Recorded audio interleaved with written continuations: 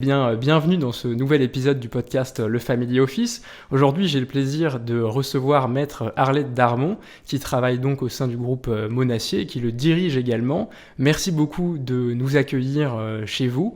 Est-ce que vous pouvez très rapidement vous présenter ? Oui, donc je suis Arlette Darmon, notaire à Paris, et effectivement présidente également du groupe Monacier, qui est le premier réseau notarial. Et donc aujourd'hui, si je suis venu jusqu'à chez vous, c'est pour qu'on parle un petit peu de Pacte Dutreil. C'est une loi absolument phare, c'est un dispositif qui est très largement utilisé, dont on parle beaucoup. Est-ce qu'on peut donner déjà un tout petit peu de contexte ? C'est quoi le Pacte Dutreil ? Et puis à qui est-ce que ça s'adresse ? Oui. Alors avant de donner le contexte du Pacte Dutreil, il faut peut-être parler d'un système de taxation en France concernant la transmission. En règle générale, quand on transmet un bien à ses enfants, notamment, on paye des droits de donation ou bien des droits de succession qui peuvent monter jusqu'à 45%. Et quand on n'a pas de lien de parenté du tout, ça peut même monter jusqu'à 60%. Donc partant de là, effectivement, lorsqu'un chef d'entreprise décède ou décide de transmettre son entreprise à ses enfants ou bien à un salarié, payer 45 ou 60% de droits sur la valeur de l'entreprise devient compliqué pour les héritiers qui souvent n'ont pas les liquidités pour faire face aux droits de succession. Donc le législateur a bien compris que la pérennité de nos entreprises nécessitait d'avoir un régime de faveur pour assurer la transmission de ces entreprises, maintenir les emplois, maintenir les investissements. Et donc le législateur a mis en place une exonération de la base taxable. Donc c'est pas les droits qui sont diminués, mais c'est la base qui sert pour calculer la taxation. Et donc il y a une exonération de base de 75% de la valeur de l'entreprise lorsqu'on la donne ou que l'on décède pour les héritiers ou les bénéficiaires de cette entreprise. Alors bien évidemment, le législateur a mis en place ce régime de faveur, mais il y a des contreparties et des obligations.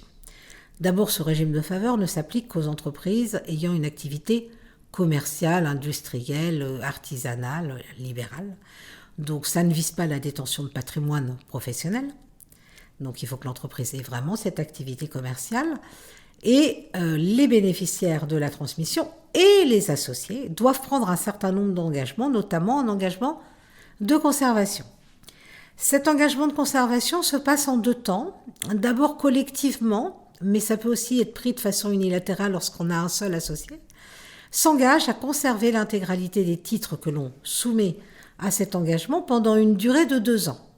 Donc ça, c'est l'associé d'origine ou les associés d'origine qui seront à terme les donateurs ou les défunts futurs, oui, qui seront amenés à transmettre et qui, du coup, conservent dans un premier temps 2 ans leur titre. Exactement, un minimum de 2 ans. D'accord ? Durant ces 2 ans, la transmission peut s'opérer. Décès ou donation. Mais les donataires ou les héritiers devront à leur tour prendre un engagement de conservation de ces titres. Et cet engagement de conservation aura une durée minimum de 4 ans. C'est ce qu'on appelle l'engagement individuel. Et cet engagement individuel commencera à courir à l'expiration du délai de 2 ans. D'accord ? Donc même si je prends un pacte Dutreil aujourd'hui, je m'engage à les conserver pendant 2 ans, je devrais aller jusqu'au bout des 2 ans. Et l'engagement individuel qui va être pris par mes héritiers ou par mes donataires aujourd'hui, de toute façon, ne commencera à courir qu'à cette extinction du délai de 2 ans. Donc on a un engagement total d'une durée de 6 ans. Avec quelques exceptions, notamment un pacte réputé acquis. Dans certaines conditions, on peut échapper à cet engagement collectif de 2 ans lorsqu'on remplit un certain nombre de conditions. D'accord.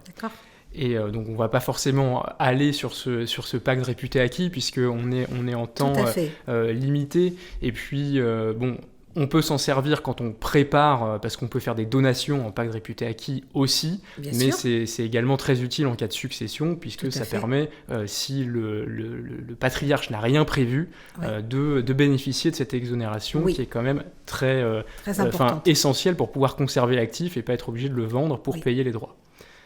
Donc maintenant qu'on a vu un petit peu ces conditions,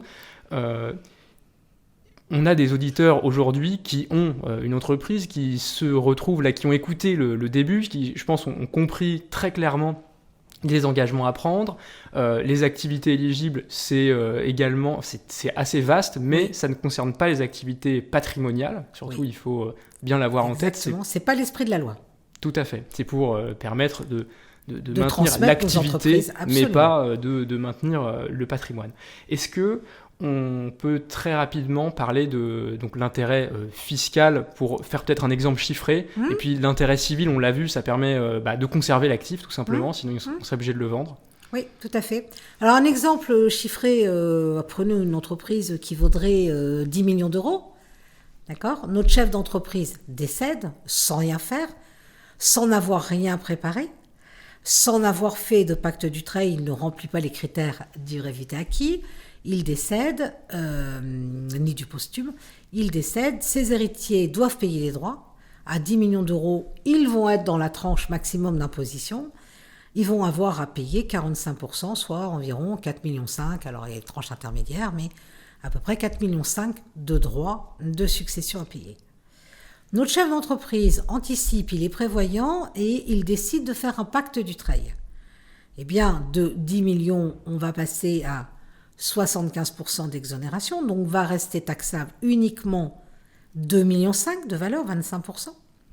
Sur ces 2,5 millions, s'il a 3 enfants, on va redescendre dans des tranches de taxation beaucoup plus larges.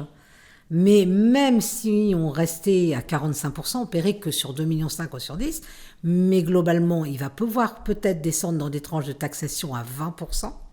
Donc 20% de 2,5 millions, ça fait 500 000 euros de droits comparé à 4,5 millions qu'on avait dans l'exemple initial. Exactement. Et c'est plus facile à trouver 500 000 que 4,5 millions, sans vendre la société. Effectivement, et on peut évidemment recourir à un financement pour cela, mais effectivement, financer 4,5 millions, ça nécessite quand même des reins bien plus solides. Oui, c'est beaucoup plus difficile effectivement de trouver effectivement 4,5 millions, d'autant que les banquiers sont fragiles. Quand vous avez le décès du chef d'entreprise qui n'a pas préparé, qui n'a peut-être pas mis les gens en place, parfois l'entreprise aussi, l'activité, elle est assez intuitu personnée, donc le banquier va être frileux. Oui, parce qu'on a évidemment un risque pour l'entreprise qui pourrait péricliter également. Plus important. Plus la fuite de certains salariés, peut-être, qui eux aussi peuvent avoir peur. Oui, donc voilà, donc effectivement, quand on veut assurer la pérennité de son entreprise, le mieux c'est de l'avoir préparée. Alors, le mieux fiscalement, mais également juridiquement, de savoir qui reprend, qui aura le pouvoir, etc. Et avec le pacte du travail, en fait, vous êtes un petit peu obligé de penser à tout ça, puisque lorsque vous préparez votre pacte du travail, on vous explique qu'il y a aussi, je ne l'ai pas dit tout à l'heure, mais il y a des engagements de conservation, mais il y a également des engagements quant à la fonction de direction. La fonction de direction va devoir être assurée par le chef d'entreprise lui-même ou par un des donataires ou un des héritiers.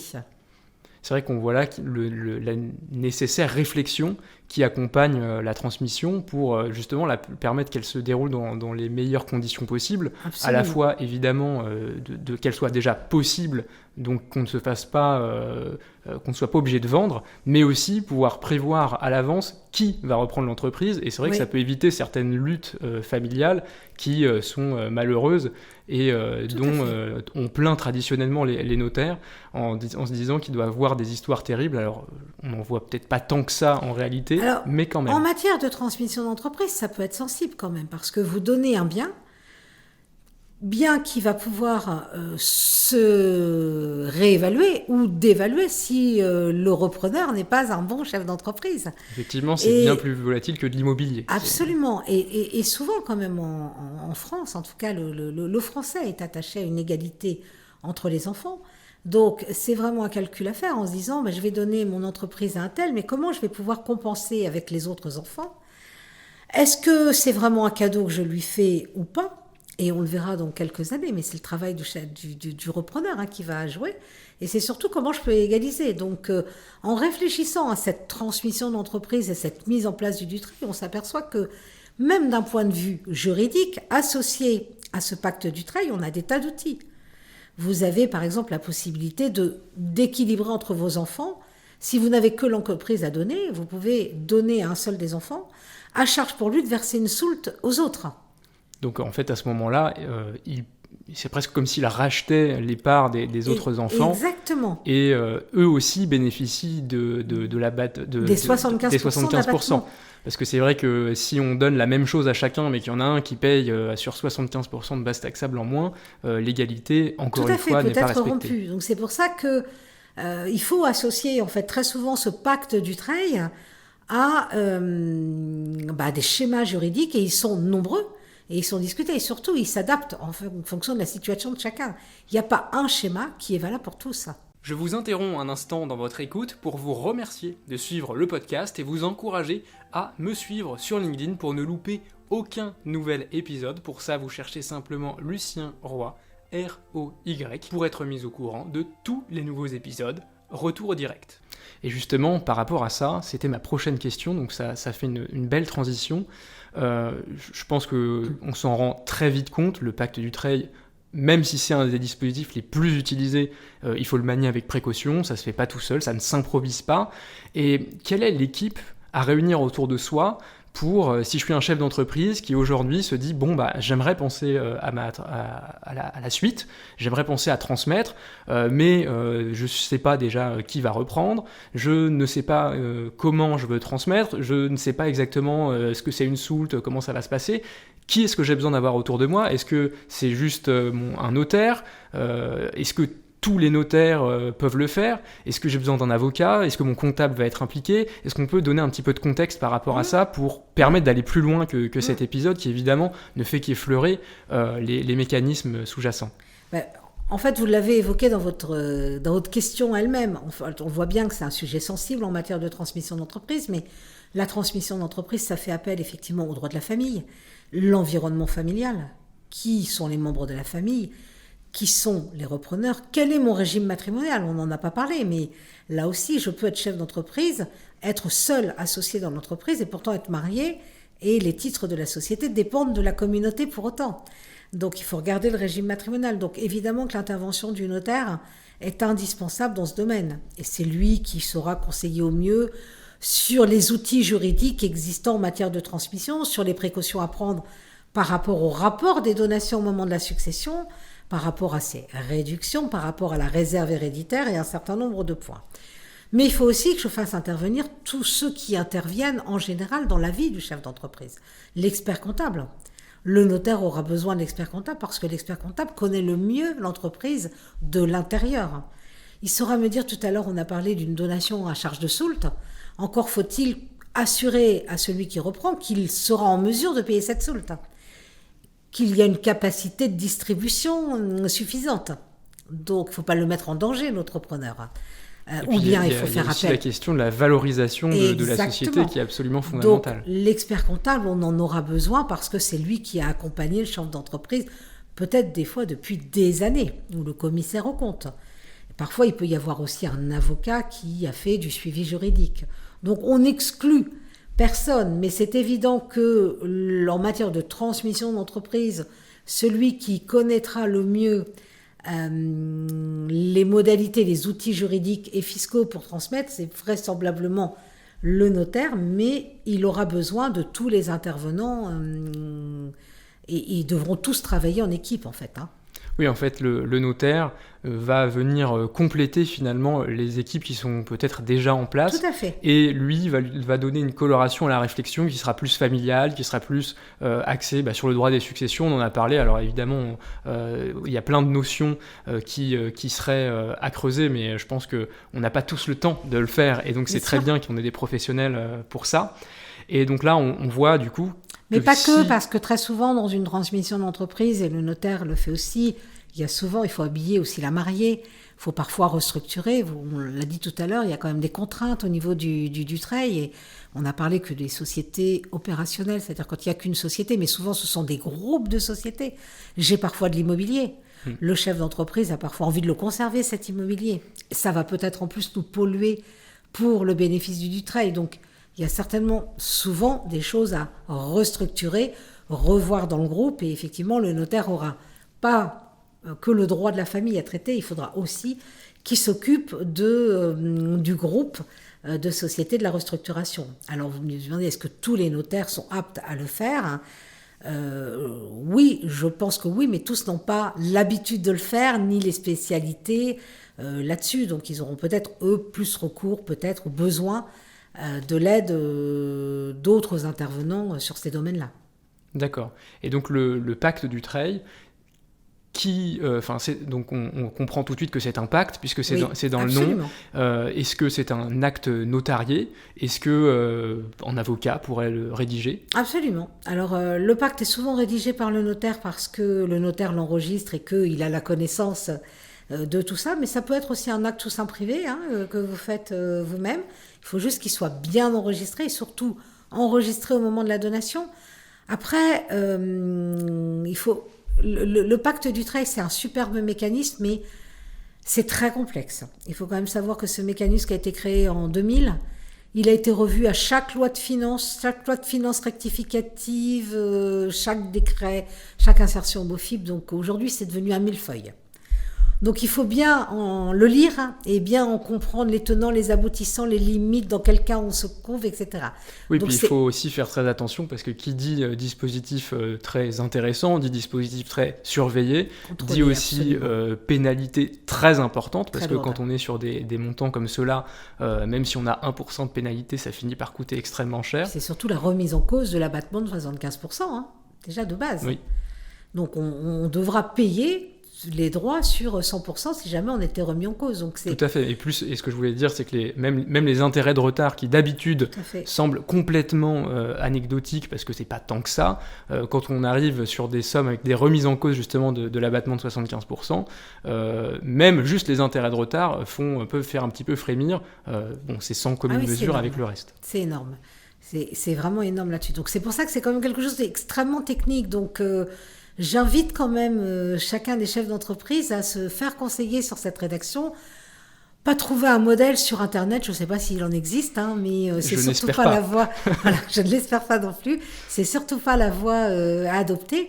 Et même derrière, il faut quand même pas perdre de vue que j'ai parlé des durées d'engagement et des fonctions de direction. Donc l'administration aujourd'hui ne contrôle plus cela tous les ans, depuis 2019. Elle le contrôle qu'à la fin, puisqu'il faut envoyer une attestation pour dire qu'on a bien respecté tout ça. Mais il fut un temps où elle contrôlait ça tous les ans, puisque tous les ans, il fallait envoyer. En tout état de cause, il faut quand même que le chef d'entreprise ait bien conscience que pendant un certain délai, il ne pourra pas faire toutes les opérations qu'il souhaite sur le capital de sa société. Oui, et même il devra absolument avertir les personnes qui ont mis en place le pacte Dutreil, parce que souvent on a des histoires d'horreur avec ah tiens, on fait rentrer quelqu'un au capital et manque de bol, on ne respecte plus les pourcentages et les engagements de conservation qu'on avait pris, donc tout tombe et il faut tout recommencer si c'est possible. Exactement, donc c'est vrai qu'il faut faire très très attention, c'est que pendant 6 ans, on ne bouge pas une oreille sans prévenir les conseillers qui ont mis en place le pacte Dutreil. Et une fois qu'on sait ça, tout se passe bien. C'est ça, et même les prévenir, souvent ça vient de là, c'est qu'on se dit, ce que je vais faire, c'est pas de la transmission, donc j'y repense pas, mais même des opérations au capital qui ne sont pas du tout liées à ça, il faut absolument des consulter. Opérations d'apport, des modifications, des entrées de tiers dans le capital, des cessions de quelque part, des entrées du salarié.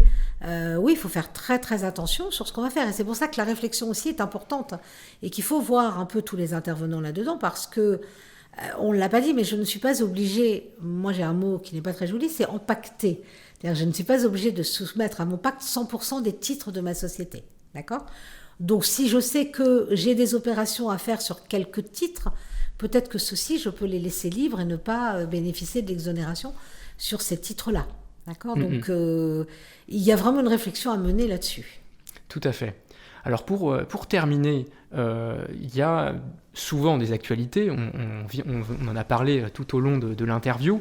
En ce moment, il y a eu une nouvelle doctrine donc en fin décembre de l'année dernière qui a fait un petit peu parler, puis un arrêt sur la holding animatrice il y a peu, qui peut donner des idées à certains. En 2 mots, Qu'est-ce qu'il faut retenir de tout ça ? Pas pour un praticien, mais simplement si je suis chef d'entreprise, j'en ai entendu parler, qu'est-ce que je retiens de tout ça ? Oui. Alors d'abord, il faut retenir que s'il y a de la jurisprudence, ça veut dire qu'il y a des contentieux avec l'administration fiscale. C'est déjà la première chose à retenir, c'est que donc l'administration fiscale veille sur ces dispositifs et contrôle un certain nombre de choses. Il faut revenir à la base quand même. Ce que je vous ai dit tout à l'heure, c'est que le législateur a mis en place ce dispositif de faveur, qui est quand même un dispositif particulièrement intéressant, pour assurer la transmission de nos entreprises et pour éviter que les entreprises meurent en même temps que leur chef d'entreprise. C'est ça l'esprit de la loi. Qu'à force de tirer sur la corde, elle finit par se casser quand même. Que l'esprit n'est évidemment pas de faire bénéficier d'un dispositif de faveur pour la transmission d'un patrimoine privé. C'est pas ça l'esprit. Le dernier arrêt auquel vous faites référence et qui est encore d'actualité, puisqu'il y a un amendement qui a été déposé par un des députés pour contrecarrer cette décision de la Cour de cassation. La Cour de cassation est intervenue dans une holding dite animatrice. Alors la holding animatrice, je ne vais pas rester dans la grande technique, mais c'est l'administration fiscale qui a mis au point cette notion de holding animatrice. Elle n'a pas d'existence juridique ni de définition juridique. C'est une société mère qui va définir la politique de ses filiales, qui va diriger, et il y a effectivement un certain nombre, là encore, de critères à remplir pour qu'elle soit bien définie comme une holding animatrice. Quand on a une holding animatrice, effectivement, le pacte du travail se prend sur la holding et pas sur les sociétés d'en dessous. La question qui a été posée et sur laquelle l'administration a visiblement attaqué, c'est qu'on a eu, c'était assez caricatural en plus le cas, c'est une holding qui était animatrice au moment où on a eu la transmission sous le pacte du Treil. Et puis après, tout a été vendu et on a fait de la gestion, au travers de cette société, de la gestion d'un patrimoine personnel. Évidemment, l'administration a attaqué. La question qui a été posée était, est-ce que la holding doit être animatrice toute la durée du pacte, c'est-à-dire pendant les 2 plus 4 ans de l'immobilisation ? Et la Cour de cassation a jugé... La Cour de cassation ne s'est pas trompée. Il y a eu un très bon avocat qui a dit, le texte ne le dit pas. Donc, puisque le texte ne dit pas, la Cour de cassation, qui, je vous rappelle, ne juge pas en fait, mais en droit, elle a dit, ça, effectivement, le texte ne le dit pas, donc on ne peut pas rajouter à la loi. C'est évidemment pas l'intention première du législateur. Oui, on voit donc, que c'est contraire à l'esprit dont vous parliez, de conservation absolument. Des activités, de perpétuation dans le temps, au-delà des fondateurs. Mais bon, le texte était mal rédigé, quelqu'un s'est engouffré dedans, un bon avocat, on l'a bien défendu.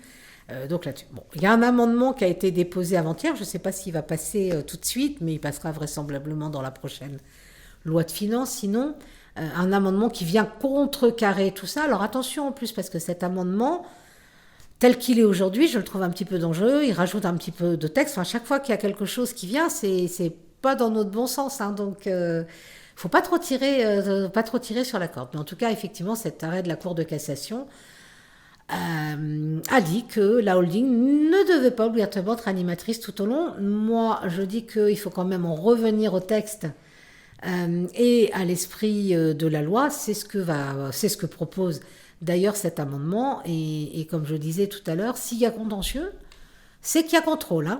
Donc la vigilance, elle est là.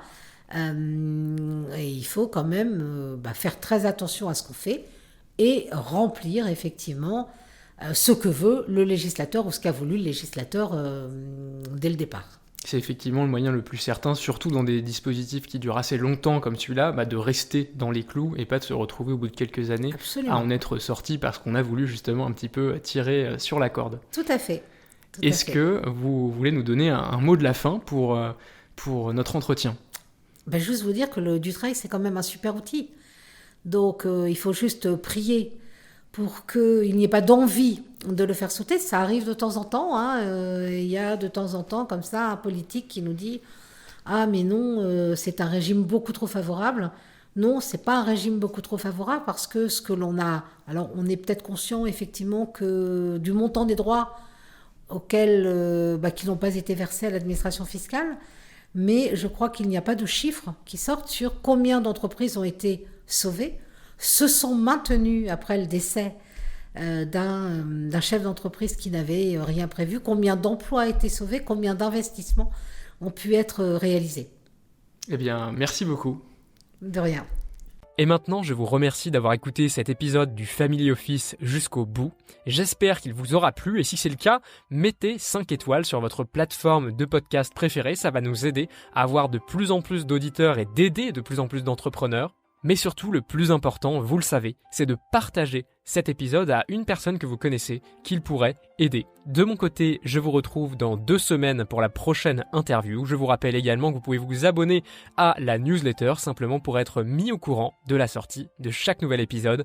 C'est sur le-family-office.fr, bien sûr avec family avec un seul L, puisque contrairement aux Français, les Anglais n'ont mis qu'un seul L à family. Voilà, eh bien je vous remercie encore pour votre écoute et je vous donne rendez-vous pour le prochain.